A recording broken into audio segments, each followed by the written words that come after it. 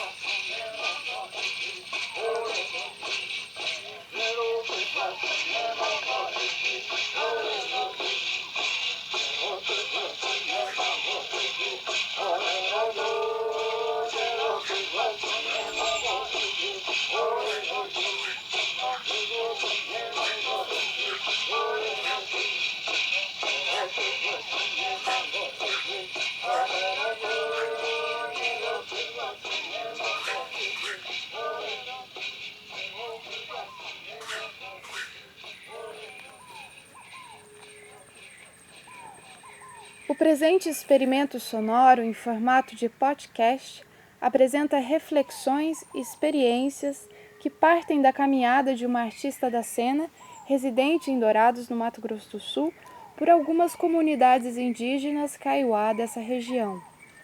Essa artista da cena sou eu, Arami, que lhes fala, e essa caminhada consiste em estudos e vivências sobre a cultura indígena kaiowá, na escuta e aprendizagem no âmbito do canto-dança, na participação de práticas rituais, bem como nas discussões e manifestações políticas de reivindicação às suas terras tradicionais. Essas experiências me levaram a conceber projetos artísticos a partir do lugar liminar entre as vivências em campo e os ensaios em processo criativo, o que me levou, por sua vez, a concluir uma dissertação de mestrado chamada Corpo Kaiowá, Lugar de Murmúrio e Resistência, direcionando o meu olhar sobre o conhecimento construído na relação em conjunto, ao longo dos processos criativos. Nesse experimento sonoro, trago algumas reflexões sobre a concepção de corpo, voz e do canto-dança presentes em conversas com Floriza de Souza, Roseli Consciência e Joel Hirto, que constam em formato de entrevista no trabalho de mestrado mencionado. Então, gostaria de apresentar as mestras e o mestre de cultura indígena kaiowá, que com suas palavras possibilitam as reflexões desse experimento sonoro. Roseli Consciência Jorge nasceu e vive na terra indígena Panambizinho, cuja comunidade resistiu na época da política de recolhimento dos indígenas da região para a reserva indígena de Dourados. Hoje, Panambizinho está homologada e demarcada como terra indígena. Roseli é uma das principais conhecedoras do Nhavangá, ritual terapêutico baseado totalmente em palavras. Ela e seu esposo, Valdemiro, são conhecidos pelo seu engajamento no âmbito da vida social e ritual. Joel Hirto.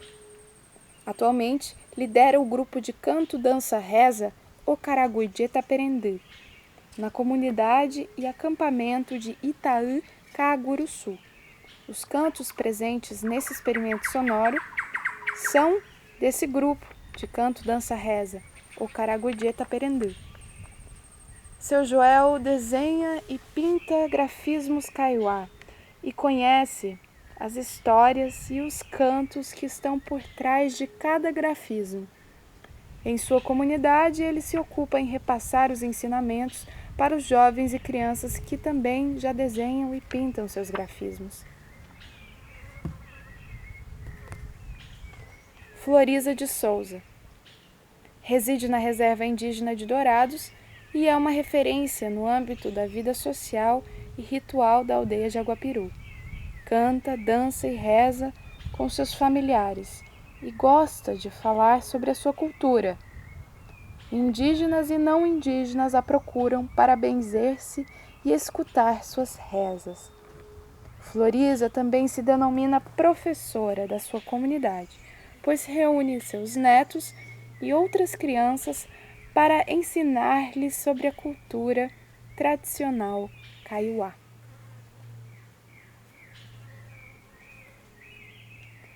Nesses cruzamentos de saberes e práticas, a concepção kaiowá de corpo torna-se protagonista dessa discussão, pois é a partir das suas relações indissolúveis com o meio ambiente, presente ou em memória, que os kaiowá nos contam sobre a origem da terra, dos caminhos e das palavras.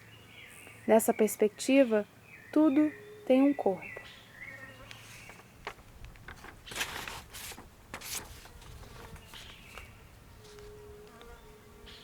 Pés sobre a terra vermelha.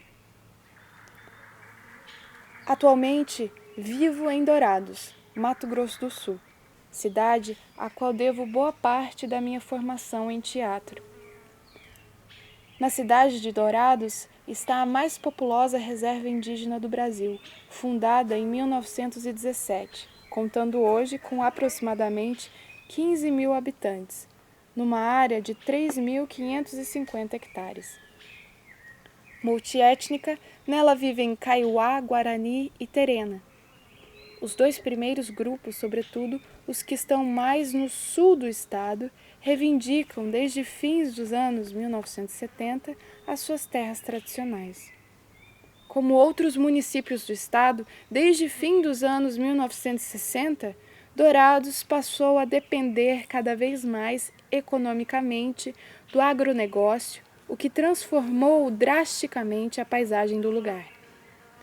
Da terra coberta pela Mata Atlântica e pelo cerrado com ilhas de campo, a cidade cresceu imersa no mar de monocultura de soja, cana, milho ou pastagens. Entre os anos de 1950 e 1990, 95%, ou seja, praticamente todo o atual Mato Grosso do Sul, foi desmatado. Isso trouxe impactos muito fortes sobre os indígenas kaiowá, pois todos os seus conhecimentos, desde o manejo de plantas e animais até a sua cosmovisão e espiritualidade, estavam vinculados à floresta. Essa transformação trouxe consigo também graves problemas fundiários, pois a expansão das fazendas se deu sobre antigas terras indígenas. Boa parte das pessoas que vive fora das terras indígenas reside em acampamentos e barracos feitos de sucata e lona plástica, em vagões de trem abandonado. Os acampamentos estão na beira de rodovias, na periferia das cidades e das reservas ou terras indígenas e nas proximidades de terras reivindicadas pelos indígenas. É precisamente nos acampamentos que os saberes tradicionais são retomados e que os cantos, danças e as rezas são revitalizados. Canto, um murmúrio. No presente, o corpo da terra e o corpo humano enfrentam um vento muito forte, um vento destruidor. E uma grande parte dos kaiowá, residentes em aldeias urbanas superlotadas ou acampados na beira das rodovias, em frente das fazendas que outrora foram seus tecorá, seus lugares de pertencimento, tecorá, lugar, rá, de vida, tecô, que outrora foram seus tecorá, aguardam seu livramento e o livramento da terra, porque neles pulsa a vida. Nesse contexto de resistência, em visita especialmente aos acampamentos, deparei-me com os cantos e rezas kaiowá. Conheci esses cantos e essas rezas em momentos diversos, em momentos de alegria, de denúncia, de tristeza, de recepção, de despedida e de alegres celebrações. O aprendizado sobre esses cantos deu-se em momentos de comunhão. Através dessa convivência e partilha, compreendi que o próprio canto e reza, atrelado sempre à dança, também atuam como agentes da luta pela recuperação das suas terras tradicionais. Uma das imagens mitológicas vinculadas à arte do canto são o espreguiçar, o esticar e o murmurar do corpo da terra, como nos versos dos cantos Uvanyamongo Ivaekwe, Uvanyamongo Ivaekwe, Uvanyamongo Ivaekwe, Uvanyamongo Ivaekwe. No princípio, a terra murmurava, preparava a sua palavra.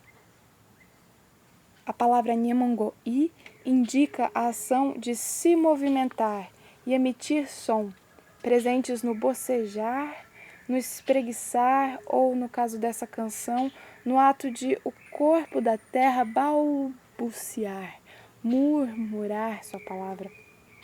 A ação situa-se no tempo passado, vaekwe, quando o corpo da terra, o corpo do milho e o corpo humano estavam ainda se formando, se tornando animados. O termo uvu significa terra, e junto com onyamongo-i, indica que a terra passou por um processo que se pode chamar de empalavramento, que culminou na sua existência. É na palavra que se funde sua condição de corpo animado. A expressão Nyamongo-i nos revela, portanto, algo do imaginário kaiowá em torno de sua música, o movimento, a dança e a sonoridade, o canto, elementos indissociáveis nas performances kaiowá.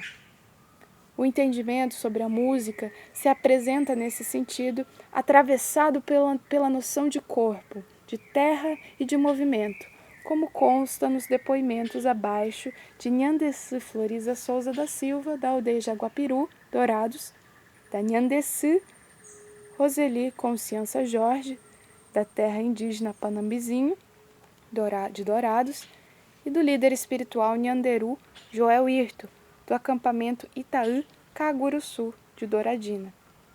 Nhandeçu e Nhanderu é um termo que se atribui à liderança espiritual dessas comunidades. Sobre o corpo canto.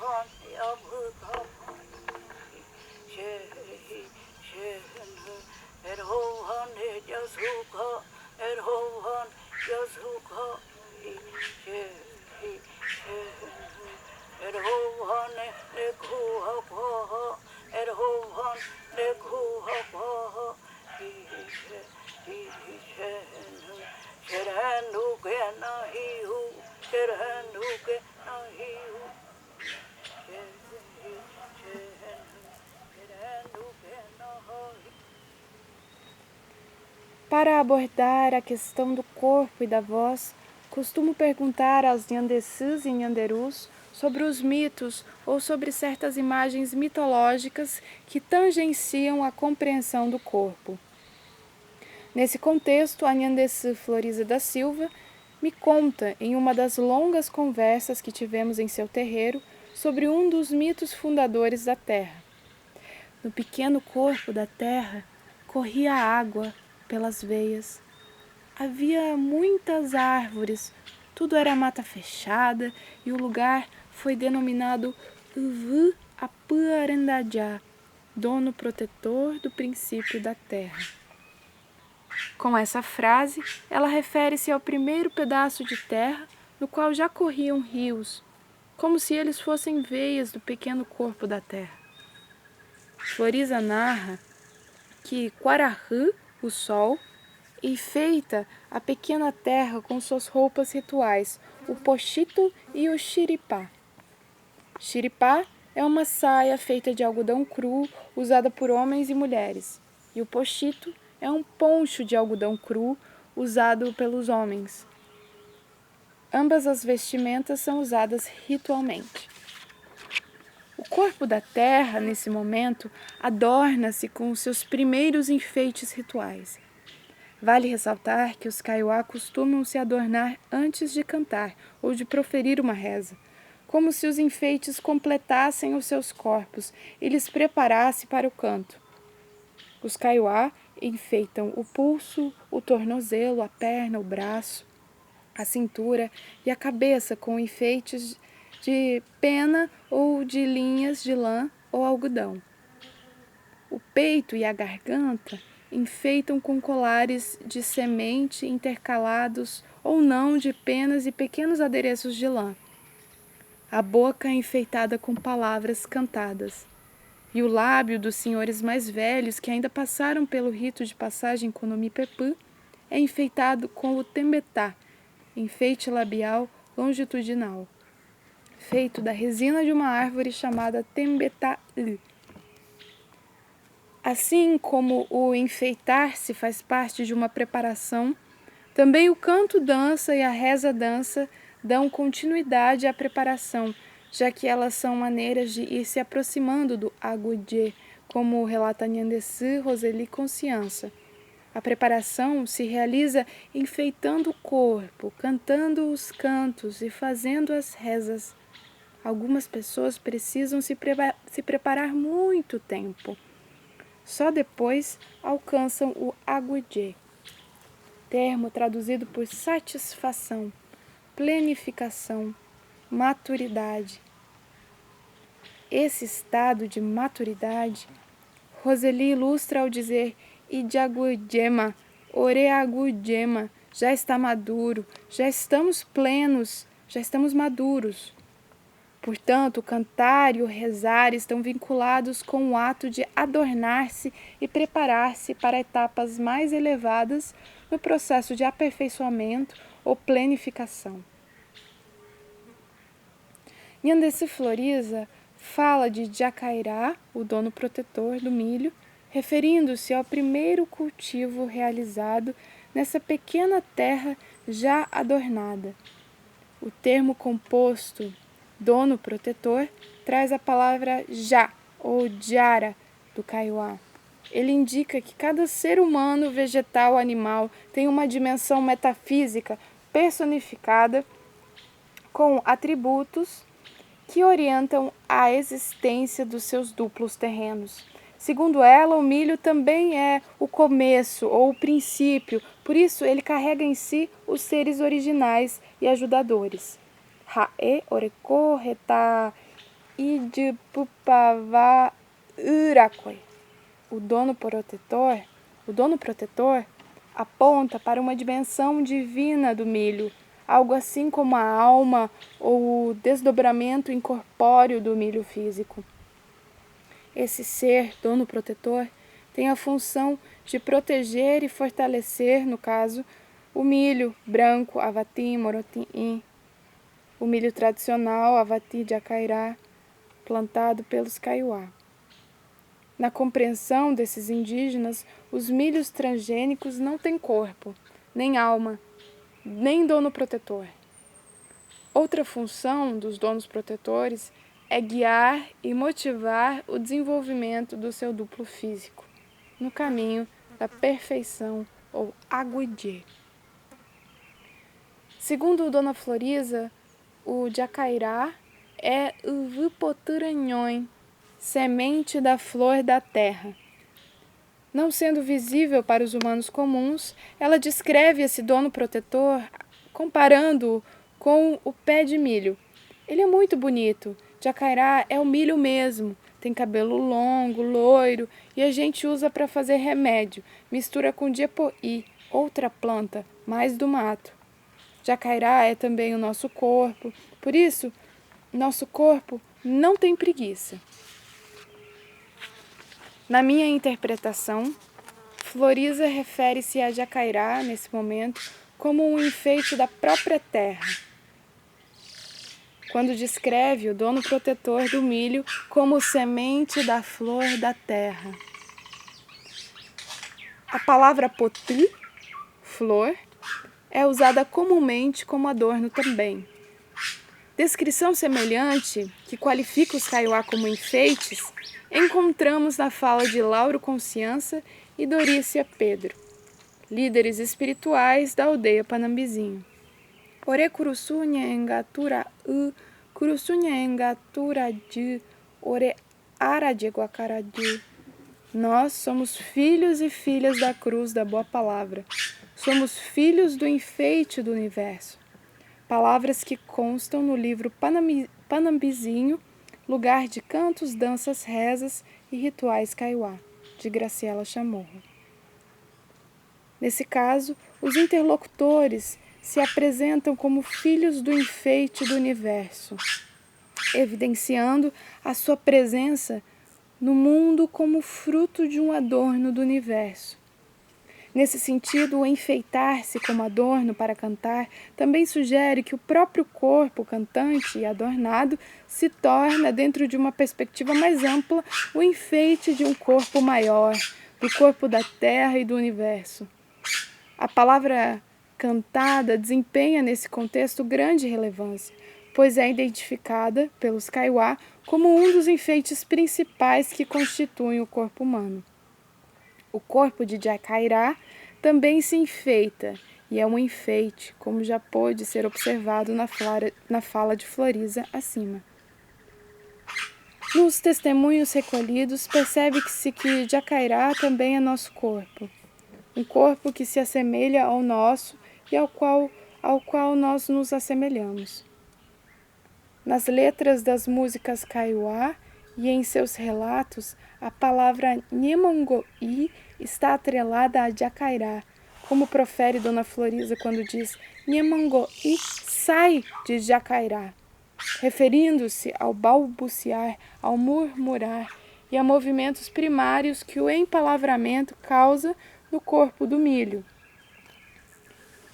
Como relatado anteriormente, a palavra Nyemongo'i aparece nas histórias ou em conversas relacionadas à origem da terra e do milho, ao encontro com os seres celestiais e à prática do canto-dança, mas também se apresenta como uma preparação que pode, dependendo do contexto, estar vinculada à ação do canto e da dança. Segundo o Nyanderu Joel Hirto, Nyemongo'i tem dois principais significados voltados à preparação, cujo primeiro é se preparar com cantos para o encontro com o dono do ser. Nessa preparação, o Nyemongo'i é exercido tradicionalmente por uma série de cantos e danças específicos e por meio do cultivo de outros preceitos, como uma dieta sem carne vermelha e ervas particulares. Com isso, se alcança o Agwedje, a plenitude, nos conta Joel. Segundo mesmo, o corpo se torna transparente, ressacã, sem peso, uvevui, torna-se leve e translúcido. Seria, portanto, o auge de um exercício contínuo de inserção e aprendizagem desse cantar. Ao explicar o verso da canção Uvunha Mongo Ivaikwe, Utumbunha Mongo Ivaikwe, o Senhor Joel menciona o processo de preparação da própria terra primordial e da semente do milho antes de brotar. Aqui, a terra se prepara para criar os bichos, as plantas, os humanos. A terra se prepara para receber a semente e fazê-la crescer. A semente também se prepara para brotar, crescer e dar boa espiga. Nosso interlocutor continua. A terra era pequenininha, como o círculo formado pelos dedos indicador e pelo dedão. A partir daí, ela odiepupirá, se estica. A minha avó me ensinou isso, que a terra, ela se estica, não se estende, se deita como um corpo morto. Do jepussoi, jepussô, deitar-se como um corpo morto é diferente de odiepupirá. A terra odiepupirá, porque é um corpo vivo. Jepupirá contém a palavra pé, pu, indicando um esticar que parte do pé para o resto do corpo. Pergunto, quando vocês cantam o Vunyamungo Ivaikwe, vocês estão vendo a imagem, vocês estão imaginando a terra se esticando? E Joel responde, sim, a terra se mexe, se move, não está esticado, estendido como um morto. O esticar-se tem ligação com a base espumante da cruz. Nós nos imaginamos a terra se esticando a partir da base da cruz. Kurusupta Rijuigui. Nesse primeiro sentido religioso, o Nyamongo-i parece ser uma ação realizada pelos humanos, preparando-se com cantos, enfeitando-se e comendo comidas leves. Como ação divina, o Nyamongo-i se dá quando os Tekojara, donos protetores, se preparam para vir participar dos rituais e Ojehu Hanwan, encontrar-se com os humanos. Donos do ser, sendo que dono não significa ser proprietário, mas protetor. Por isso, donos protetores dos seres. Sobre o segundo significado cotidiano, o Sr. Joel explica. O outro sentido é preparar-se em geral para ir para a fazenda, para ir para a festa, para a Ataguaçu, para o mercado. Esse é Nyamongo-irei. Seu Joel cita como exemplo. Se a Terezinha diz, Nyamongo-i, eu me faço pronta, ela está se consertando, arrumando seu corpo. Onyemoaturon. Nhandesse Roseli Consciência Jorge nos explica que Nyamongo-i carrega o significado de aprontar-se, preparar-se e pertence ao vocabulário dos donos do ser, os Tekojaras. Eles se aprontam para vir aos rituais realizados na terra, relata Roseli. Ela alega que, lamentavelmente, esse gênero de palavra, esse vocabulário, se concentra em desuso entre os Kaiowá e que, portanto, não é mais possível subir a voz Ombojupi-inhe até as divindades. Ela faz com isso alusão a um determinado modo de falar e a um registro linguístico que tem a ver com essa compreensão e prática cultural dos Kaiowá. Ela entende que se não se conhece mais o vocabulário apropriado para falar com as divindades, não se pode mais realizar os rituais que proporcionam os encontros entre os seres humanos e os donos protetores dos seres. Segundo Roseli, as divindades desfrutam muito desse tipo de vocabulário próprio deles, e Onyamongo-i faz parte desse vocabulário. Ressaltando a relação a uma linguagem rebuscada, pertencente propriamente às divindades Kaiowá, Roseli explica que a palavra Nyamongo-i tem história. Antigamente, os donos do ser se preparavam de verdade para vir às festas. Os Kaiowá na terra também se preparavam Onyamongo-i para receber os donos do ser, cantando e dançando. Quando já se deu o encontro entre os seres de cima e os de baixo, igual todos continuam cantando. Onyamongo-ireima, se preparam, cantam e dançam de graça. Evidencia-se nesse relato a palavra Nyamongo-i ligada ao domínio de um vocabulário que promove o encontro entre os seres divinos e os terrestres. Jehu é o encontro que deve se dar sobretudo nos ritos, acrescenta Roseli. Nesse depoimento, Roseli traz a imagem do caminho pela expressão de um canto. Ndopo Onyamongo-i taperendu. Eis que o caminho resplandecente se prepara com cantos e danças, se enchendo de luz. A interlocutora explica dizendo: quem está preparado encontra o caminho resplandecente. As conversas desenvolvidas com esses 3 mestres do canto nos mostram imagens sobre o imaginário em torno do canto kaiowá, que integram uma prática do enfeitar-se e preparar-se constantemente, ações comparadas ao cultivo e à origem da terra e do milho. O canto seria, portanto, uma preparação para o encontro com as divindades, os donos do ser, os Tekojara, os donos protetores. Este encontro, alcançado através do canto e da dança, deixaria o corpo leve e transparente. Nyemongo-i é uma palavra-chave no que tange a esse imaginário, pois suscita a imagem de uma terra em expansão, um movimento baseado no esticar-se, e também revela o significado de preparação.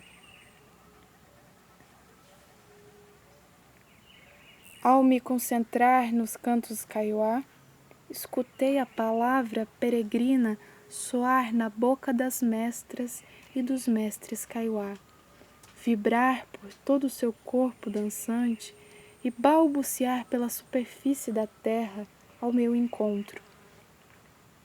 Ao se encontrar com o meu corpo, percebi a palavra peregrinar pela superfície da minha pele, até se incorporar em meu interior e se espreguiçar, primeiramente em minha boca, pulmão e garganta, e posteriormente contagiar todas as extremidades do corpo.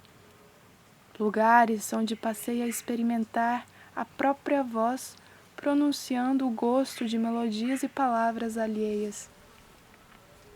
Esse exercício de escuta constante no qual consiste esse trabalho me fez cultivar a qualidade da observação. Convocando-se os sentidos, visão, audição, olfato, paladar e tato, no trabalho do artista sobre si, sobre o outro e o espaço. Aprendi que o canto, nessa perspectiva, é uma conexão com o divino, com o celestial, subjetivada na imagem de um caminho feito de palavras. Como relata Lucy Montardo sobre os cantos Mb'a e Kaiowá em seu livro Através do Umbaracá, os cantos e as danças são o caminho através do qual ocorre a comunicação e o encontro com as divindades e com os criadores ancestrais, e se viabiliza a continuidade da sobrevivência da Terra. Tempo e espaço. O tempo se maneja caminhando.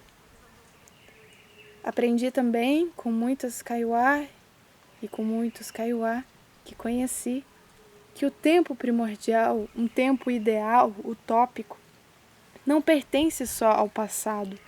É como uma manta sobre o nosso tempo. Danças e cantos podem fazer-nos partícipes desse tempo.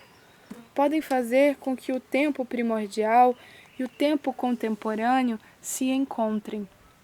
Assim, através dessa poética, conectados e conectadas, podemos perceber melhor a realidade.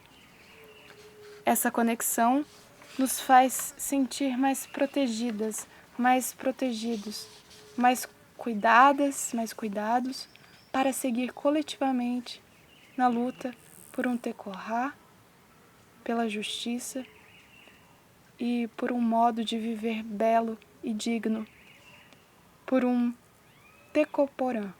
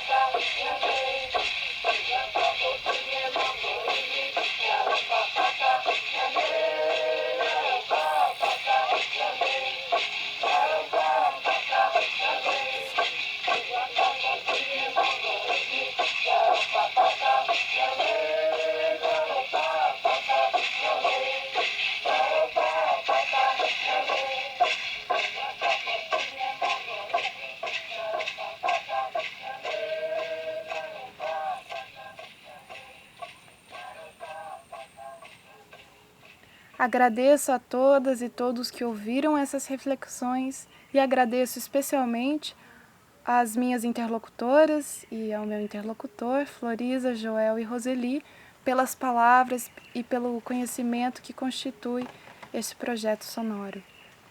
Agudê.